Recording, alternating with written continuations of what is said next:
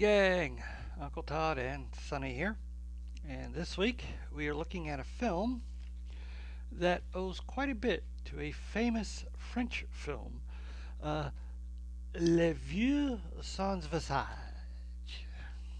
I think that's how you pronounce it. Otherwise known as Eyes Without a Face, and also got released as Horror Chamber of Dr. Faustus. It was basically a story of a surgeon who, sorry, who, after having caused an accident in which his daughter's face was ruined, is kidnapping women, removing their face and putting it on hers, but it doesn't take, and he has to keep doing it. And at the time was known as a pretty grisly film with its scenes of face surgery. But it did inspire other filmmakers, not only Adam H. Vampire, our film today, but also two Jess Franco films. The Awful Dr. Orloff, which was his first feature film, and then 30 years later, the very similarly themed Faceless, which had an international cast that included Telly Savalas and French erotic actress Brigitte Lahaye.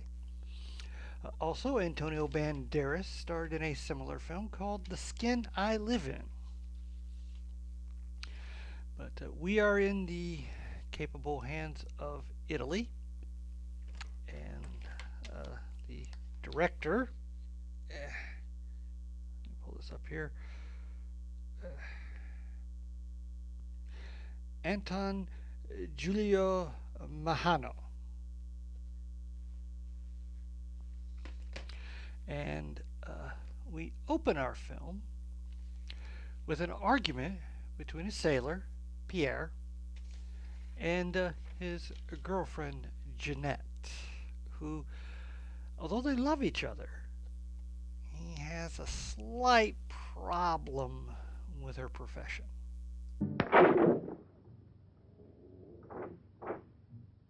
Pierre! Go put some clothes on. All over. You had your choice. Either me or the so-called profession you're working at. You're still working, so that means I'm through. Holy heartbreak! It's rather callous of him. What's the big deal? So she's an exotic dancer. We all know what that means, I think. Well, too late. He's off to ship out on his ship. They never do explain what kind of ship it is. I'm assuming cargo. Anyway, so distraught, she leaves the place, even though she had another dance to do, and drives off in a fury of emotion.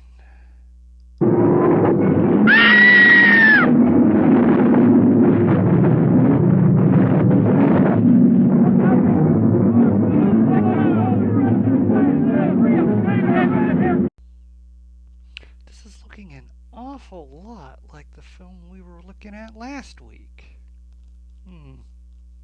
Anyway,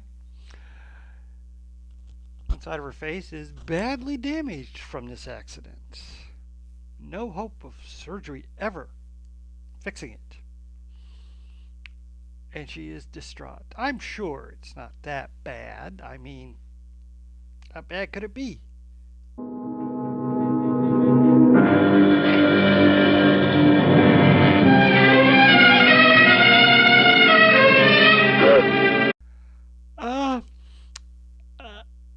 Okay, that's pretty bad. Luckily, she can cover it with her hair. Well, the story of this accident has also attracted the attention of someone from across town. She has no family here, not even friends close enough to worry about her. The newspapers made that clear. Go to her. Does anyone know you in that clinic? No one. And no one must know that Jeanette Moreno is coming here. No one will know. That sounds ominous. That woman's name is Monique. She works for Dr. Levin. 11. Da, da, da, da, da.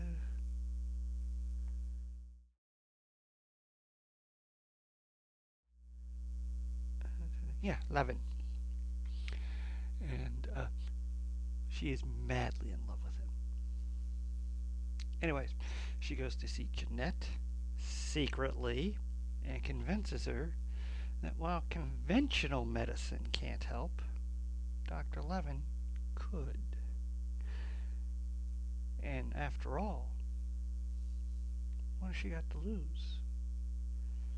Oh, she found her with a gun, so they go with the thing of, look, if it doesn't work, you can still go with the gun option. Now, Dr. Levin has been experimenting with a new compound he's come up with. He had been working on something called Derma 25, but now he's perfected it to Derma 28. And we learned that Monique had been a recipient of Derma 25. Look at that. Come on. You'll have to be exposed to treatment at once in the radiation chamber. No, give me an injection of Derma 28. But you know it's never been tried on human beings. I wouldn't have the courage. That's just why I did it, to force you to have the courage. No, let's wait for the girl, Jeanette Moreno. Yeah, it seems Derma 25 causes mutations.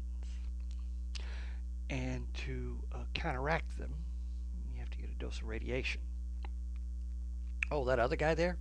That is Sacha. He is a mute who is a devoted servant of Dr. Levin and is also madly in love with Monique. Unrequited, of course. Well, Jeanette shows up. They convince her to go for the treatment. But the night of the treatment, generator goes down.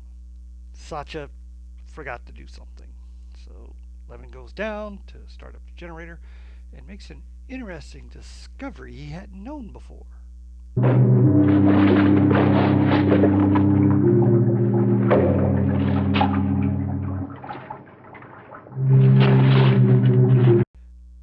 Huh.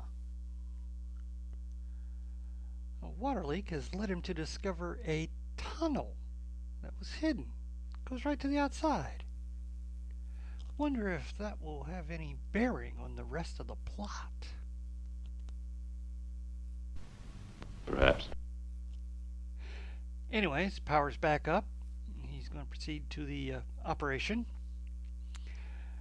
Meanwhile, Pierre has returned from his latest voyage and has found Jeanette not there, anywhere. She is checked out of the hospital and no one knows where she went. So, what are you going to do? You're going to go to her old club to drown your sorrows.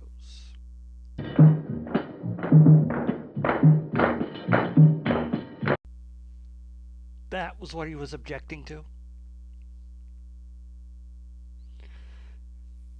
Anyway, the operation does not succeed. In fact, he gives her 4, 5 ejections trying to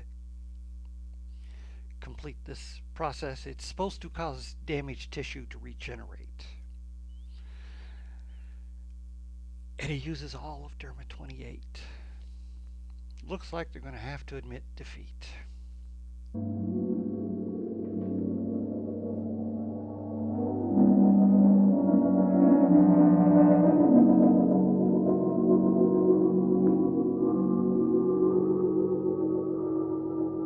Holy horseshoe! Not a bad lap dissolve. Well, let's see what Jeanette's reaction is.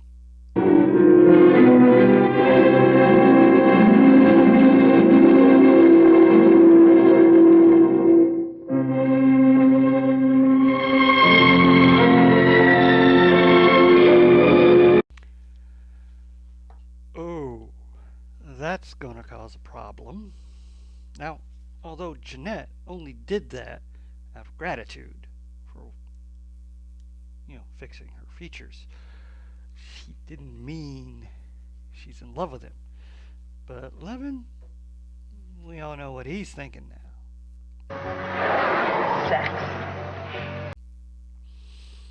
So does Monique. Well, everything seems to be going fine until that evening when she starts to revert.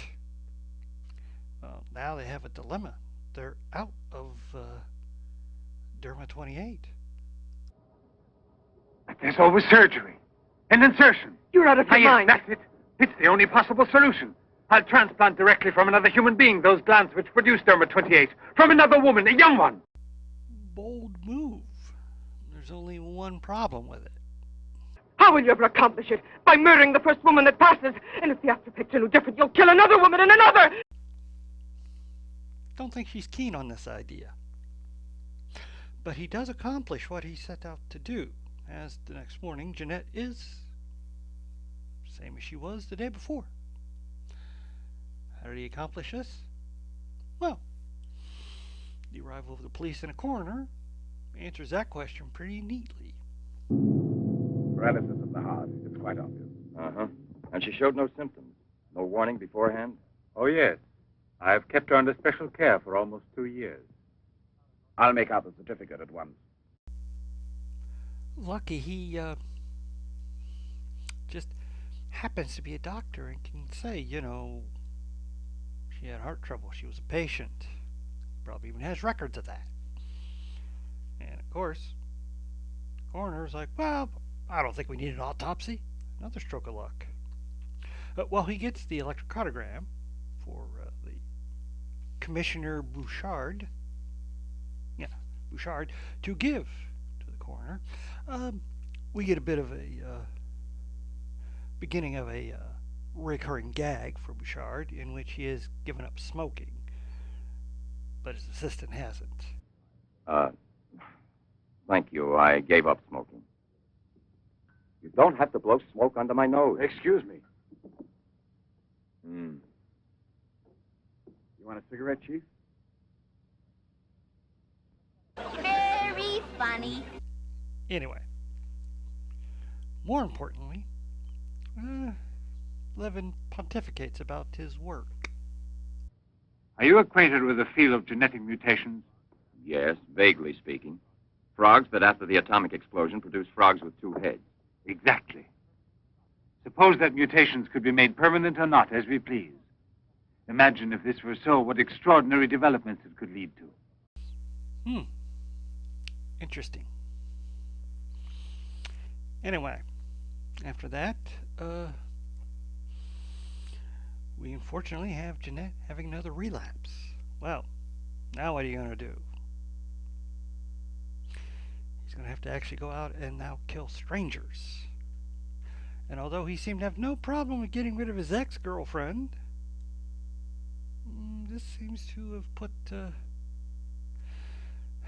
bit of caution in him. He's not sure he can do it, but maybe injecting himself with Derma 25 could give him that boost to become vicious. And we get an interesting combination of effects here. We get lap dissolve.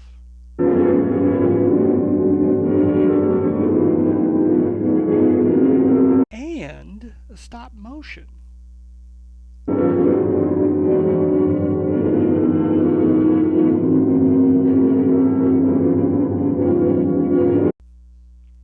I think that was both impressive. Well, using the tunnel he discovered, he heads out and gets his first unknown victim. Lady, Hey, it's late. come here. I'll give you anything you ask. All right. You really gave me a turn. What are we playing? Hide and seek?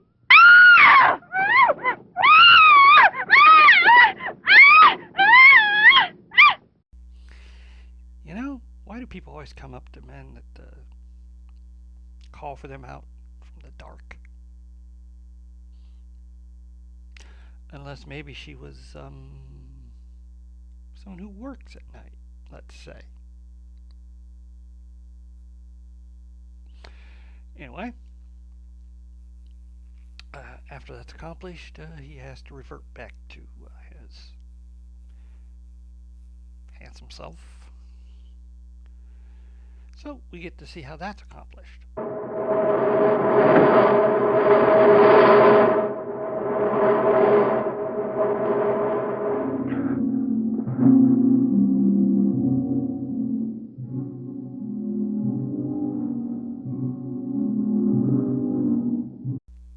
Boy, that Jekyll and Hyde bit can really take it out of a fella. Well, gives Jeanette another treatment. She's usually asleep at this point. And the next day, she's getting a little suspicious because he's acting really weird now. And she's getting afraid now that Monique's not there. So she phones the shipping office where Pierre works and finds she can get a letter to his ship. He's left on another voyage. So she writes a letter, has Sacha deliver it, but he doesn't. He takes it to Levin, who is thinking maybe Jeanette needs to be locked in. But can't deal with that now. He's got to get some more raw material.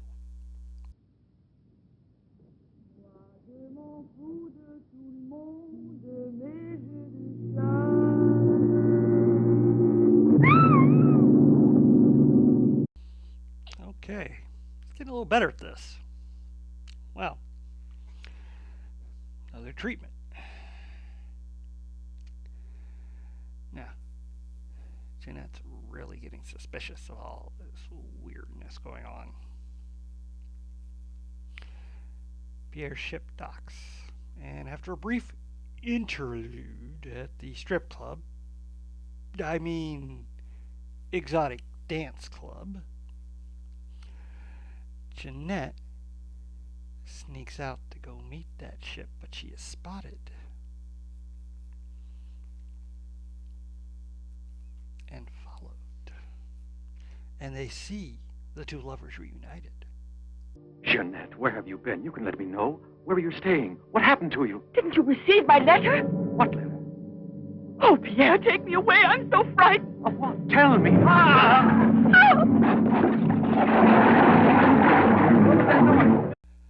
Don't worry, Pierre's a sailor. He can swim. Well, he ends up talking to Commissioner Bouchard because Bouchard is investigating those strange murders with the incisions and missing body parts that have been suddenly going on. And now he's got this tale of a woman who had had her face scarred and now doesn't. This clicks in Bouchard's mind about mutations. So, taking Durand along, or Pierre along, passing him off as another policeman, he asks him a question about such things. You've been impressed by the recurring factor in these cases of the wound from the throat to the sternum. The obsession of a vindictive-minded man who's been poisoned or disfigured forever by atomic radiation. One might even say, a vampire of the atom age who wants to recover. We have a title! Yes. We have a title, yes! That's a pretty good supposition. A person suffering from radiation mutation attacking the women to get parts to try and fix himself, perhaps. Oh, and now for the other thing they came to discuss. Do you believe that a woman reduced to such a state as this might recover altogether? What I mean is without any scar, without a trace. I should say not. This state of disfiguration is permanent. Liar! Liar! Well, really, what could he say without incriminating himself? Now, while that had been going on, Durand's assistant had, under the guise of smoking a cigarette, had actually been searching the house for Jeanette, not finding her. Then, on their way out, he notices the greenhouse, and saying he has an interest in flowers. Asks if he can look, and so they let him look. Nothing. After they leave, we find out where Jeanette was actually hidden. In the greenhouse.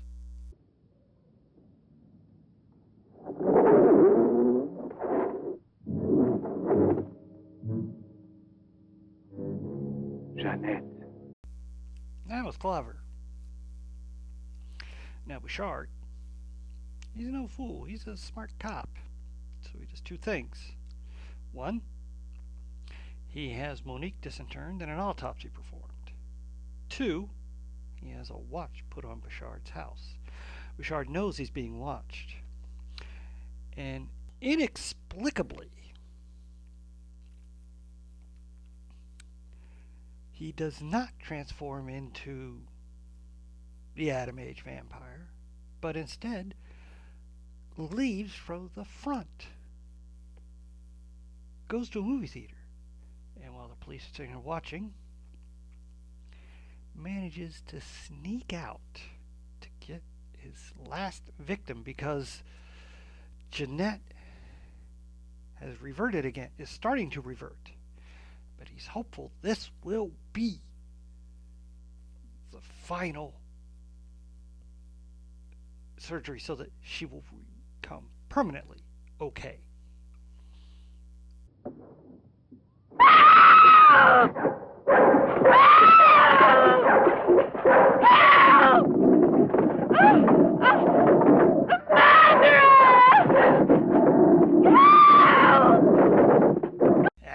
Gotta watch out for them dogs. You know, maybe if he had gone with his Hyde persona, he could have handled that dog and his victim. But he manages to get away, return to the theater, and then go back home, where he's had to go empty-handed. Now the police, they've heard about the commotion. They examine where he sat. There's blood there. And the coroner showed up and confirmed Bouchard's suspicions. Monique had the exact same glands removed the other victims had. Well, that's enough for him. They're going to have to head over to the Levin place. Now, Levin is distraught. He's not going to be able to cure Jeanette when an inexplicable plot twist happens. Pain as you... No. It's impossible. The treatments have taken effect at last. We are saved. Do you hear me? Saved, I say. Holy horseshoe! Well, she is. Now, he wants to gather up everything and hightail it out of there together. She doesn't want to go. He can go by himself. And I think this may have been like the stress of the situation, but guess what happens? You're coming with me whether you want to or not. I don't know what will become of us. It doesn't matter anymore. But you'll never see your Pierre again. Well, that's not exactly true.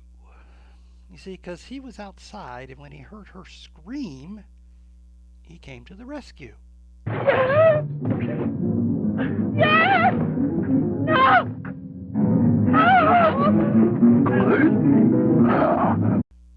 Okay, maybe not so much a rescue. He gets choked unconscious, which causes her to faint. So, our monster takes her to the greenhouse where he needs to get Sacha's help. Meanwhile, Bouchard and the police have arrived and they surround the greenhouse. Fire a volley through the window pane.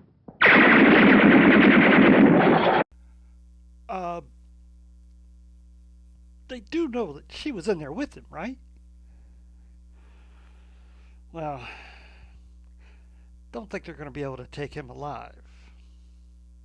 Especially not when Sacha hears this. I'll kill you too, Janet.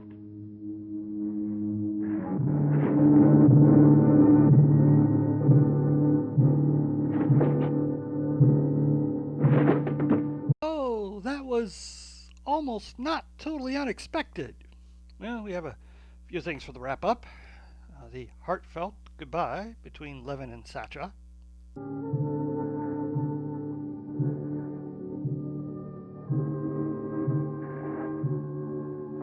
Another example of the lap dissolve.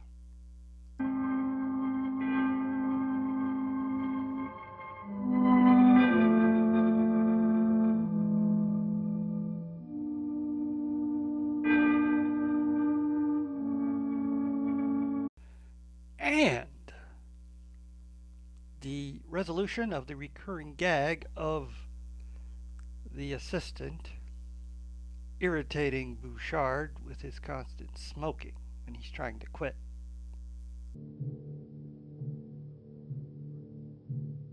Well, come on, give me a light. Very funny. Ah, what a satisfying ending, more or less. Not a bad film. Pretty typical for an Italian film in the 60s that's not a gothic horror, like a lot of the ones Barbara Steele made at around the same time. Takes a while to get going. A lot of plot in this. There's even characters that kind of pop in and out for no reason. There's a reporter who shows up after her accident, disappears for a lot of the film, shows back up at the theater scene to spy on the cops, but he doesn't really do anything to add to it. He's just kind of there. Doesn't make a lot of sense. And they don't explain a lot of the time passing, because the first time it's like weeks and weeks. And then Pierre comes back and she's gone through surgeries and can't get repaired, and she's finally ensconced over at Levin's. But then it's almost like he goes on another voyage, but it's only like a couple of days. Or is it weeks? They don't really explain that a lot. It just seems like every day she reverts and has to have another treatment, and he has to go back out and get another victim. But once after about the halfway point, when he starts injecting himself and changing into the monster, film picks up. Pace comes really good. But up till then, it kind of dragged. A lot of arguments and stuff between him and Monique as she gets upset about his obvious infatuation with the reconstructed Jeanette. These guys, I tell you, always enamored of their own creations as opposed to like the person they really, really is their better match. Be that as it may. But yeah, it's a fairly decent film. It's not a great film. I enjoyed the second half much more than the first half, and the whole stuff about the nightclub or strip club or whatever it is, they could have excised that out, especially the long dance sequence they had at one point, and the film probably would have been better paced for it. We don't need to see all these shots of Pierre being all morose and hanging out at the club. Still would have had a feature length on it without those scenes, but I guess they needed that for exploitive purposes. But yeah, dubbing's not too bad. Unlike in some films, the actors here actually do try to give some emotion and performance in their voiceover work, and I appreciate that. And it's not like, in some of the Toho films, the people that did the English translations, where they kind of overdo give each other accents and stuff. This just straight. Okay, so they got French and Italian names. Doesn't matter. They're going to play it straight mid-Atlantic accent. I appreciate that. Because why would they have accents if they're speaking in their own language and we're just hearing the English version of it? They wouldn't have accents, would they? Nah.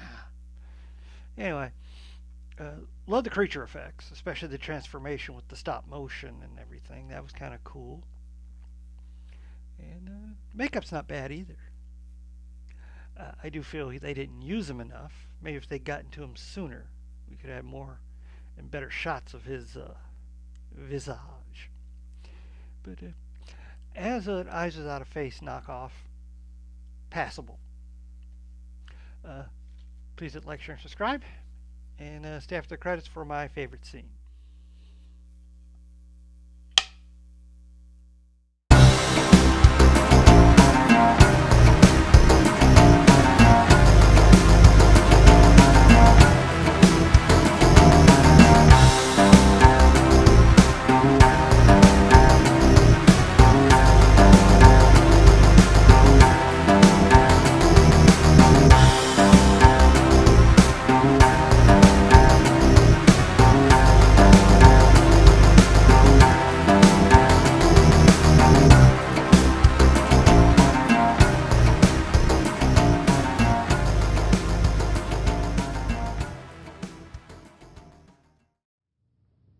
And this stuff, what do you think it is?